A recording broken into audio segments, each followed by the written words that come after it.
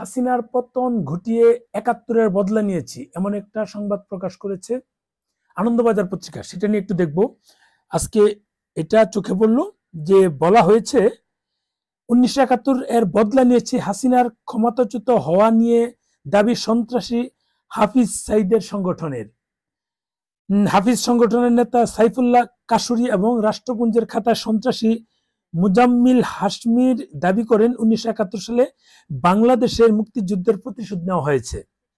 এখানে হাসিনার ছবিও দেওয়া আছে, শেখ হাসিনার ছবি।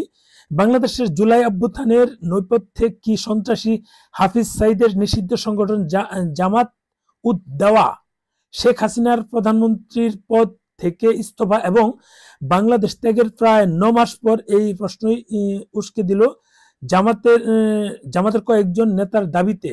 তারা দাবি করেন গত বছর বাংলাদেশে যে বিশাল বিক্ষোভের মুখে পড়ে হাসিনা ক্ষমতাচ্যুত হন, তাতে তাদের সংগঠনের ভূমিকা ছিল।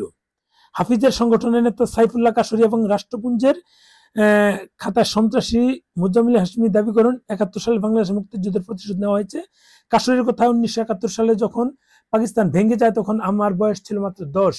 ভারতের তৎকালীন প্রধানমন্ত্রী ইন্দিরা গান্ধী ঘোষণা করেছিলেন যে তিনি দ্বিজাতিকে বঙ্গোপসাগরে ডুবিয়ে দিয়েছে, আমরা ১৯৭১ সালের প্রতিশোধ নিয়েছি।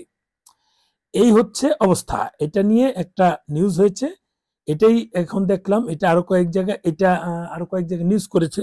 এটা হচ্ছে আজকের সংবাদ। এই সংবাদটা খুব গুরুত্ব দিয়ে আসছে।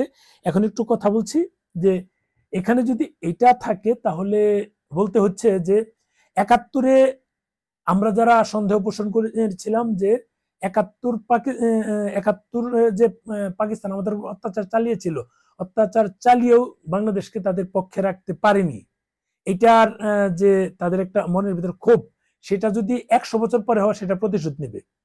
সেটা কিন্তু হয়েছে, বেশি হয়নি, ৫৪ বছর পরে কিন্তু সেই প্রতিশোধটা তারা নিতে পেরেছে, এমনটাই তারা দাবি করছে। এই আনন্দবাজার পত্রিকার এই সংবাদটিতে দেখা গেল। এখন আমরা যেটা জুলাই আন্দোলনের বলেছিলাম, শুরুর দিকে আমরা সমর্থন দিয়েছি, পরে কিন্তু দেখলাম যে না, এটা অন্য ধরনের আন্দোলন।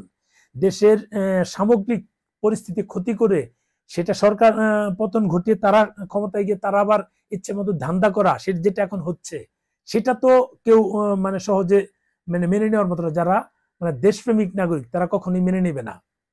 দুটো পক্ষ, একটা পাকিস্তানের পক্ষ, একটা ভারতের পক্ষ, দুটো পক্ষ বাংলাদেশে আছে। ভারতের পক্ষ হচ্ছে তারা ৭১-এ বাংলাদেশকে সহযোগিতা করেছে, প্রায় ২.৫ কোটি মানুষ ভারতে আশ্রয় দিয়েছে, তারা সৈন্য সহায়তা দিয়ে পাকিস্তানিদেরকে বাংলাদেশ থেকে তাড়ানো সহযোগিতা করেছে। এই কারণে বাংলাদেশের একটা পক্ষ অকৃতজ্ঞ না।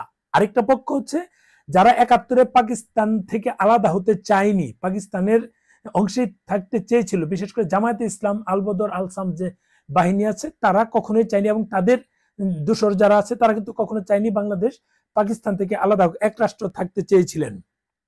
তারা যেহেতু পরাজিত হয়েছে, ওই শক্তি কিন্তু এখনো আছে। কারণ ওই যে যারা ছিল এই শেখ মুজিবুর রহমান, তাদেরকে সাধারণ ক্ষমা করে দিয়েছিলেন, এই একটা অজুহাত দিয়ে কিন্তু তারা দীর্ঘদিন টিকে আছে। যদিও গোলাম আজম প্রায় যুদ্ধের পর প্রায় 7টা দেশে সে গিয়ে বলেছিল যে বাংলাদেশকে যেন স্বীকৃতি না দেয়। ওই গোলাম আজমের কিন্তু জামাতে ইসলাম, ওই গোলাম আজমের বংশধর বলি বা তার যে নেতাকর্মী আছে তাদের বংশধর বলি, তারাই কিন্তু এখন টিকে আছে। তারাই কিন্তু জুলাই আন্দোলনের নেতৃত্ব দিয়েছে। এনসিপির কিন্তু ম্যাক্সিমামই তাদের যারা কি বলে নাতিপুতি যারা আছে, তারাই কিন্তু এনসিপির এখন নেতাকর্মী। দেখুন, সেটা কিন্তু প্রমাণিত হচ্ছে, তাদের কথায় কিন্তু এটা প্রমাণিত হচ্ছে যে জুলাই আন্দোলনের জঙ্গি গোষ্ঠী যে এখন বিভিন্ন জায়গায় ছবি বের হচ্ছে, বিভিন্ন জায়গায় কিন্তু জঙ্গি গোষ্ঠী যে তাদের সমস্ত দায় পুলিশের গাড়ি চাপিয়ে দিয়ে জঙ্গি গোষ্ঠী তাদের যে উদ্দেশ্য হাসিল করেছিল, সেটা কিন্তু এখন প্রমাণিত। এটা লুকোচুরির কোনো সুযোগ নাই, কোনোভাবে এটা অস্বীকার করার সুযোগ নাই। এখন কিন্তু ধীরে ধীরে প্রমাণ হচ্ছে। হাসিনা সরকার পতনটাই ছিল মেইন।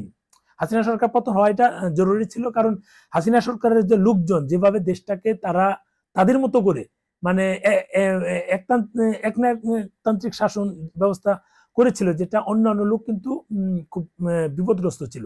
তাই ব্যাপক হারে এই যে জুলাই আন্দোলনে যারা নেতৃত্ব দিয়েছে তাদের ওখানে সমর্থন দিয়েছিল, কিন্তু সেটা যে এখন হিতে বিপরীত হচ্ছে জনগণ কিন্তু সেটা এখন বুঝতে পারছে। কারণ এনসিপির নেতাকর্মীরা রাস্তা এখন ডাক দিলে তাদের নেতাকর্মীরা, অর্থাৎ যারা ধান্দা করছে, সুবিধা নিচ্ছে, যারা সুবিধা আদায় করছে, এদের ছাড়া আর কিন্তু কাউকে পাওয়া যায় না। যদি 50 জন নেতাকর্মী থাকে, 60 জন পুলিশ থাকে আর 100 জন সাংবাদিক থাকে। কারণ সাংবাদিক তো এখন মানে কি বলে এটা ঝালমুড়ির মতো হয়েছে, যেখানে যায় সেখানেই বিলিয়ে দিচ্ছে, এরকম সাংবাদিকের অবস্থা। কিন্তু বিভিন্ন জায়গায় এটা যাচ্ছে, পাওয়া যাচ্ছে। মানে কর্মীর চেয়ে নেতার সংখ্যা বেশি, ওরকম একটা হয়েছে যে সংগঠনের যারা সংগঠন মানে চালাচ্ছে বা বক্তৃতা দিচ্ছে তাদের চেয়ে সাংবাদিকের সংখ্যা বেশি, এমনটা হয়েছে।